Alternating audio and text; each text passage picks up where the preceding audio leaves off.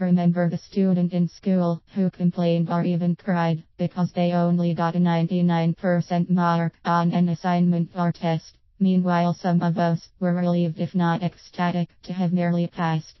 I actually witnessed one case where the math student insisted that he was not wrong. On rechecking the test, the teacher realized the answer sheet was wrong and not the student. The student got 100% correct. Realistically, however, most of us lesser mortals can expect to get a perfect mark or score every time. First of all, none of us are perfect. We all make mistakes. Secondly, unlike math, some subjects are more subjective in nature. In certain subjects, the answer to a question may not be simply right or wrong.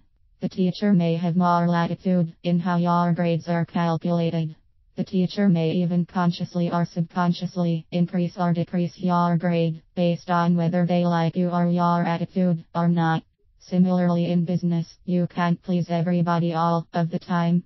In eBay or other internet auctions, you will not be able to satisfy everyone. Even if you have 100% positive feedback on eBay now, eventually it must fall. Not all of your customers will be happy with you all of the time.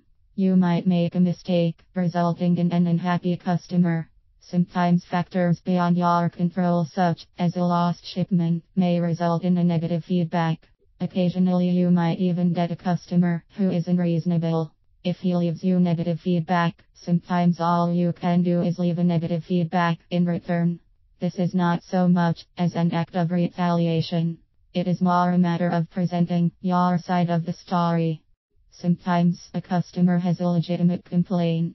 Other times the customer has jumped the gun and hasn't given you a fair chance to resolve matters. It is even possible that your customer is a sadist who takes delight in tormenting others. Regardless, you can make the offer to mutually agree to withdraw negative feedback from each other.